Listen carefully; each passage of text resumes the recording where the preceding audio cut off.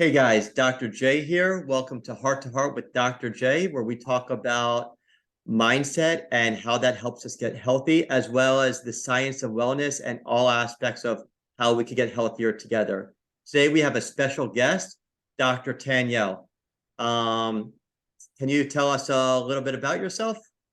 Yes, of course, Dr. J. First, thank you so much for having me on your show. I am honored. And let me tell you about me. My name is Dr. Tanielle Brew Smith. I am from Jacksonville, Florida. I am a family medicine and obesity medicine doctor. And my journey just doesn't end with being a doctor. I've had my own health journey as well. One of the things we'll talk about today is how over several years, I really had to take control of my own health, and that led to me losing 100 pounds. And it was definitely a journey that was a mindset journey, a nutrition journey, exercise. I had to relearn a lot of wonderful things to be able to get to that point. I am also a coach in my business, Brew Wellness Collective, where I help high achieving people who are burnt out and overwhelmed really find that work life alignment. Well, thank you. It sounds like an amazing story. So let's learn a little bit more about that. Did you start focusing on your health before or after medical issues kind of came to the front? For me, it was more before. So I had been overweight most of my life. Mhm. And to me, I'm from the South, from South Georgia. I live in Jacksonville now, but I'm from South Georgia. So to me, being overweight is normal. It really had been normalized for me. And it wasn't until I had a doctor talk to me because I told him I was going into healthcare.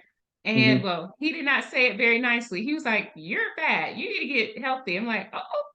But that was literally the first time that I was like, maybe I should do some things to learn Mhm. about my health. I'm going to be talking about helping people and helping them with their own journey, but I am not living the life that I ask people to live.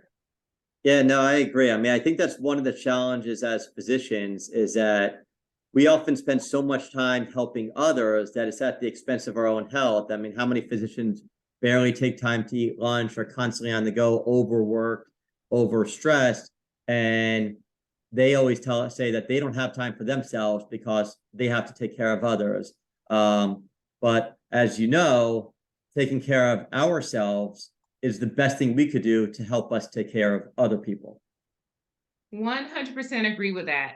And honestly, it was me shifting to understand what are the things that I need to be successful, and then actually asking for some of those things. Like Yeah. for me, I had to learn how to cook or get assistance really with cooking. Mhm. And then I would ask, luckily, my mom ended up moving to an area close to me. So I would ask her, "Hey, I'm super busy with school. Could you help me by cooking these foods for me so I can have this at home?" Or with working out, I like going to Zumba class and going to the gym, being able to ask for that time off or really say, you know what, I'm gonna stop studying for just a moment and let me go to this gym because I know that one, it's gonna make me feel better, it's gonna make me happier, and I'm gonna feel like stronger after the experience.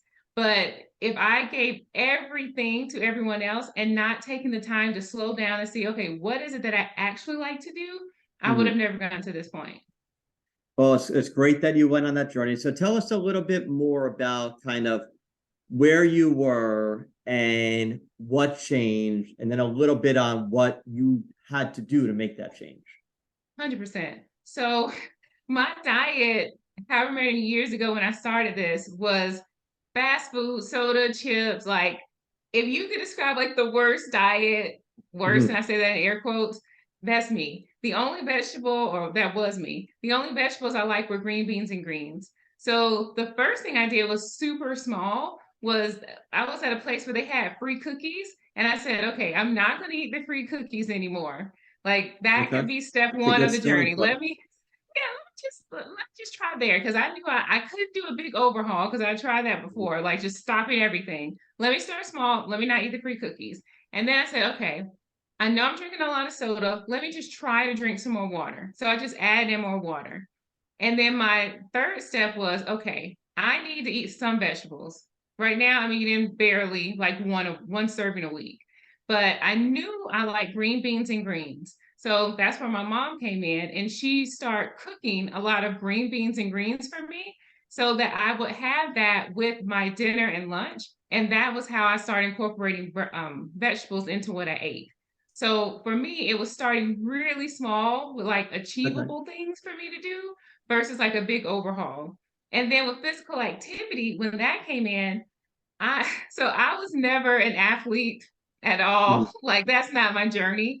But I knew the one thing I did like to do was dance. Now I could dance all day. When I was a young girl, I would go to the club and dance. So I said, okay, well, there are these Zumba classes where you go to the gym for an hour and you dance. Let me just try that. So I Great. would literally go to the gym, go to Zumba class. I would bypass all the machinery. I still to this day, I kind of know what some of them do, but I bypass all that and go just straight to Zumba class, do that for an hour, and that was my workout. And I did that for years. I actually still do it. I go to Zumba at least 3 times a week. But I started with one thing I like because everyone kept saying, do treadmill, do this. I'm like, but I don't like it and I won't continue to do it. But Zumba, to this day, I'm still doing it. That's great. I mean, I think you talked about a lot of things that I like to discuss as well. And that's when you start habits, make them really small and digestible and accomplishable. Not these very grandiose ideas that are very hard to determine where you are along that goal process. You kind of had very kind of concrete goals of what you were trying to accomplish. They were very doable, and then you just continue to grow from there. And then in terms of the exercise, the another thing that I love to talk to people about is you got to find something you enjoy. I mean, I hate the gym and I hate the treadmill and stuff like that as well. But I actually found during COVID that I just loved running in nature. And that was kind of that was my hiatus into doing activities and doing things that I really liked. And then I kind of grew from that into other sorts of activities I have really enjoyed. Uh, so when you started all this, was it specifically with the goal of weight loss in mind? Were you doing it just for the sake of getting healthier? Did you kind of have a laid out plan? Tell me a little bit more about where you were. Was this kind of a week by week plan and just I have short term goals and I will accomplish those and then move on to my next set of short term goals? It was more the short-term goals and then move on to the next one. So when I really first started, it was in grad school. So I didn't really have a overall plan. I just knew I needed to be healthier and I Okay. needed to make some changes. So that's where I started on the journey. And it wasn't until I moved over to med school and residency that I got more support and assistance in my journey from my primary care doctor. And then I ended up getting a health coach that I worked with Mhm. that really helped me to actually create goals and then working to achieve them. But at the beginning, it was just me seeing where I was, saying, okay, well, maybe this isn't the best. What's some small little thing I can do to make that better?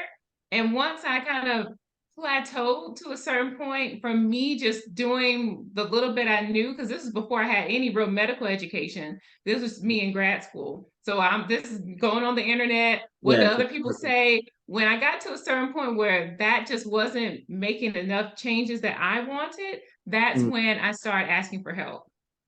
Gotcha. And what do you think people helped you with? Like, what was the information and guidance, and kind of give a little bit of a sense on what you learned from others that you were struggling with on your own? Well, several things. One was being open to explore other foods. So in my mind, I was like, I don't like kiwis. I don't like broccoli. I don't like this. And it was a coach that told me, just try it. Think of it as like you're going on a journey of like exploring different things, Mhm. but you're doing it with food.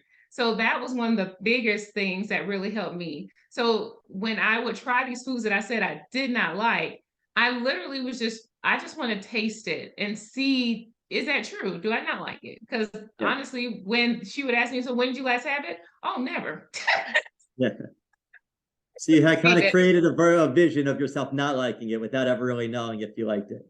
Exactly. So that was actually one of the first steps was having someone get me to just be more open to different foods. Because I really just wanted my fast foods, but she really helped me with that. But then what also helped me was having someone who I could be accountable to. I would have like either every week or every other week weigh-ins which for me, that external accountability was super helpful. Of course, I'm self-driven. I'm a doctor. I can do stuff on my own, but there's just something about someone checking in on me, even if it's just to look at my weight and we have a discussion. That was very, very helpful to me. And then I eventually got a trainer to help me to expand outside of just doing Zumba to like lift weights and things. Cause I knew if it was just left up to me to try to lift weights, it wasn't going to happen. Yeah. But working with her, she started to introduce me to the different machinery and then showed me, oh my gosh, I'm actually can be a physically strong person, which is something I never Yeah. put myself in the category of before. So very slowly, gradually, I think the first deadlift I ever did was like had like 5 pound weights on it. And I was struggling. And when I last worked with her a couple weeks ago, I had like 70 or 80 pounds on there. So Wow. yeah, I was really able to see my own You were a physical new strength. person. I was a new person. And then that kind of segued into other things. If I'm this physically strong person can make these changes in the gym, where else can I make them? And I Yeah. think that was one of the biggest things that helped me throughout these past, like with COVID and burnout with everything, that made such a big impact on my life. Yeah, no, I think a few things that I love of what you talked about there is accountability. And it's amazing that we we care more about showing up for other people than we do for ourselves. And it's just part of the human psyche that if you tell keep yourself you're going to do something, you'll have every excuse under the book. But if you tell other people, you will show up. One of my things I'm currently working on is I'm trying to wake up earlier and exercise in the morning. Mhm. And I've been struggling to do it. And my rabbi needs to exercise more. So I promised him I'll wake up early and exercise with you and do prayer if you promise to exercise in the morning. So I made myself have to wake up early and he made himself have to show up to exercise. So it's been a great you know, symbiotic relationship there. So yeah, so I really kind of like the journey that you've been going on. Do you feel that it was the weight loss? Because everyone out there kind of struggles with weight loss. Was this just something that slowly over time occurred? Was it really rapid at first and then kind of plateaued? Or tell me a little bit about the weight loss process for yourself, or was just kind of something you were focusing on all of these things and it just kind of happened naturally?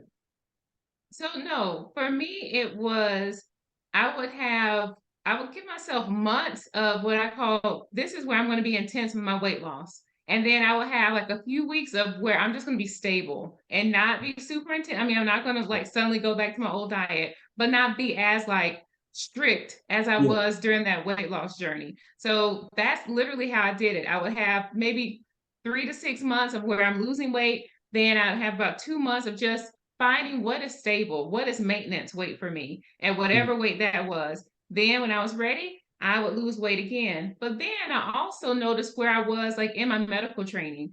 First year of residency, that was a whole year of maintenance. Like that first year of residency was not the year for me to do all the weight loss stuff.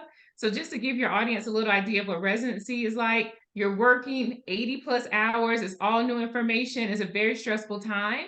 So actually, when I spoke with my primary care doctor, he said, right now might not be the best time to be super intense about Yeah. weight loss, really focus on maintenance. So that really gave me permission to notice what else is happening in my life when I start a weight loss journey. If this is a super stressful time, maintenance is where you need to be or Yeah. where I need it to be. But if it's a time where I have more flexibility, time to cook my food, exercise, all that, that's when I can be a little bit more strict and be in more of a weight loss category. Yeah, so that's great. I think one of the best concepts of that is there's always all this pressure I find when I'm speaking to patients and I kind of talk to them about getting healthy and where they're going on their journey and what their goals are. And I have a vision of, 1, 2, 3 years down the line, and they have a vision of 1, 2, 3 months down the line. And Mhm. we're at the same endpoint, but they want to be there in 2, 3 months, and I want them to be there in 2, 3 years. And I Mhm. think the concept of, making those changes, implementing them into your life, then creating a new base and a new floor for where you are to make sure it's sustainable and then going next level on that journey, kind of almost a stepwise or a ladder-based approach, as opposed to this big, huge jump. And, I think everybody wants that jump because it's cosmetically appealing to see it, and you want to see that scale go down, and then you hit that plateau and people get frustrated. But I think, the approach that you're talking about is really important, that people shouldn't get frustrated, that they should realize that that's just part of the journey of creating sustainable habits, and that we're going to all have ups and downs within our lives, where we're going to have more time and less time to be able to put that energy and focus into the weight loss. But the key is to be constantly, working towards a future growth process, instead of these kind of yo-yo up and downs where we're all in and all out and all in and all out, which I'm sure you've seen a lot with people over the years. Absolutely, absolutely. It's always making a decision of where you are in your journey at the time versus saying, oh, well, I had a bad week, throw it all away. Yeah. No, you had a bad week. Okay, just start over. I've tried when I'm counseling patients, and even with myself, if something happens where there's a stressor, there's a bad week or whatever, just go back to doing what you're doing before. Don't starve yourself.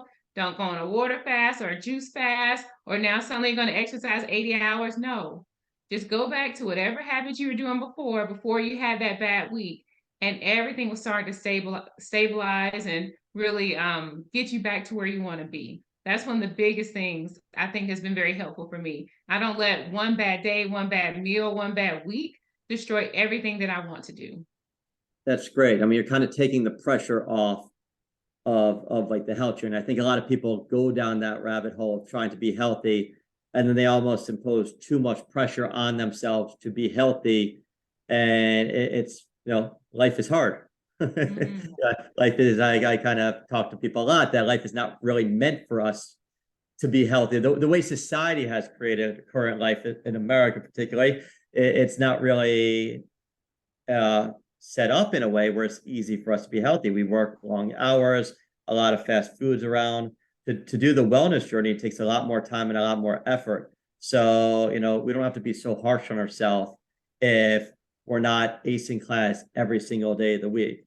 But we do want to kind of put some, what I like to call like low level barriers in there, that we don't fall too far off that cliff. So yes, give ourselves grace, give ourselves periods of time where if we're struggling, but let's not fall back too far, because we want to maintain where we are, which is kind of what you're talking about. And then another thing that I really like, you talked about this with the exercise and with your sustainable habits, is who you were is not necessarily who you are, is not necessarily who you will be.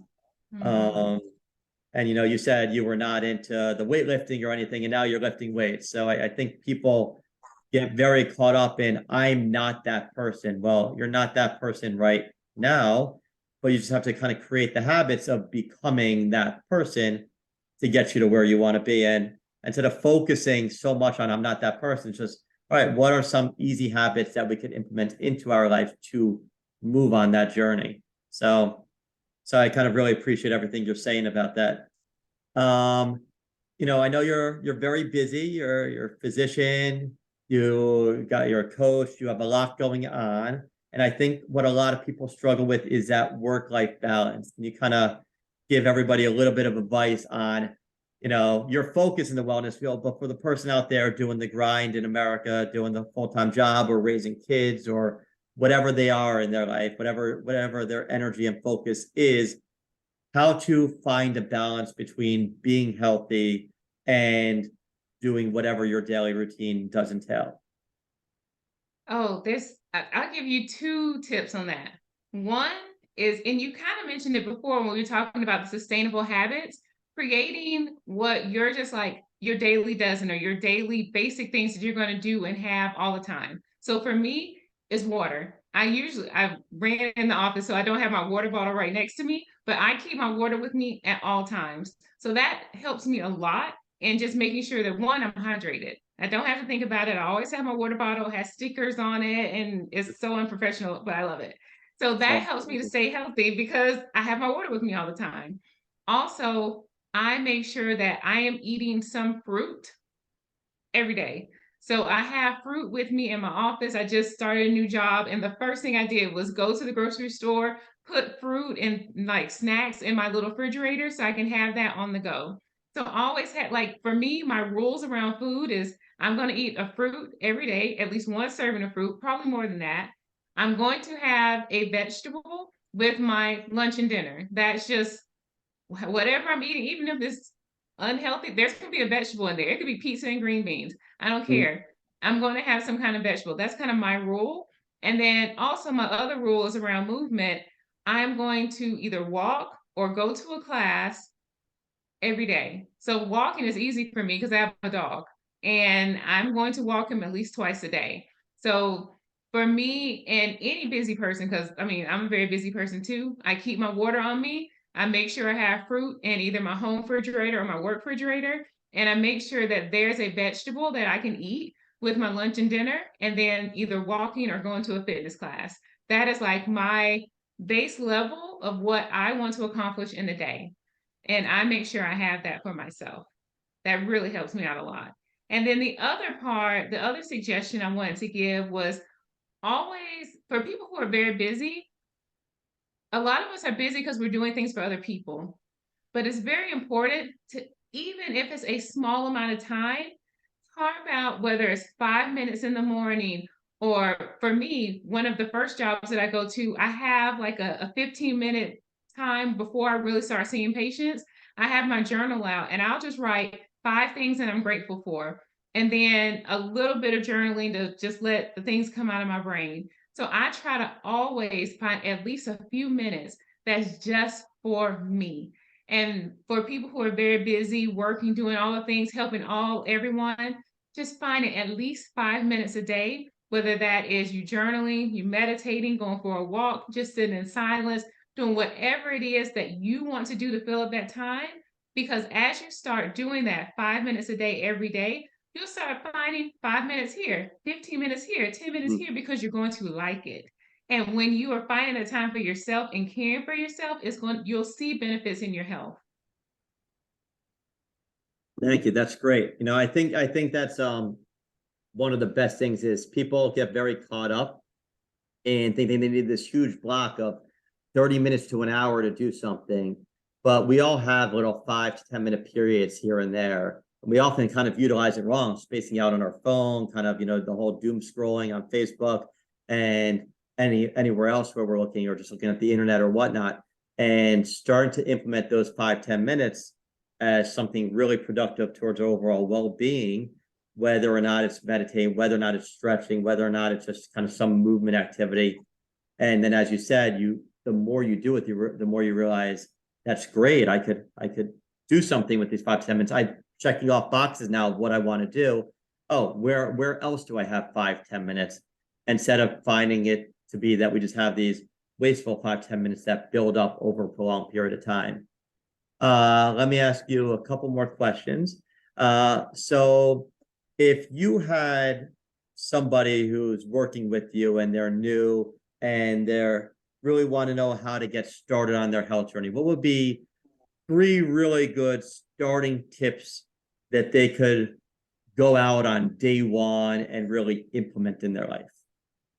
Oh, that's good. So if you're coming to my medical practice and I'm helping you to lose weight and just get healthy overall, the first thing I would do is ask them why. Why are you doing this? We Great. bypass that a lot, but I want people to know their why and have a deep emotional why in their core, because they're going to have bad days. So Mm, I'll tell you my why. My why, when I first started my health journey, it was just, oh, I'll be healthy. But as I got older and life happened, one of my biggest core reasons was because I knew I was going to have fertility challenges, and I wanted to put myself and my family in the best space so that when I do have a kid, that I am the healthiest I can be. I have learned about nutrition. So when I do have children, they will learn how to eat healthy because I'm eating healthy. So that's a deep core, deep down why for me, that I will always move forward in this journey, because I'm doing it not just for me, but for the health of my family in the future that I'm creating. So having that why, number one, you just have to know it. Not just, I want to be cute. Mhm. No. What is that thing that is going to make you get up out of your bed in the morning to go work out or to make your lunch for the day or to fix your water bottle, whatever? What is that deep down why? And sometimes it's working with someone, working with a coach or a friend to actually help you to dig into that. So that's number one. Yeah, I Number agree. two, yes, number two is I tell people just start looking at what you're drinking. Water became my best friend because I realized I was drinking a lot of juices and sodas and whatnot and drinking a lot of my calories and didn't know it. So Mm. the second thing I would tell people to do is just start by drinking water. It will make night and day difference for you. If you're not drinking any water at all, start by drinking a bottle. Great. If you're drinking a bottle, then move it up to two. If you don't like water, add some of those drops in it for now until your body gets used to it. So finding a way, the second thing is finding a way of increasing your water intake. And then the third thing is seeing where you can add in some vegetables. When I started, I literally just like green beans and greens. If you only like green beans, great. Start eating them. Just start eating them. Easy, no problem. You don't have to start being a vegetarian. Just eat some green beans. See where you can add it to your dinner. Can you add it to your lunch?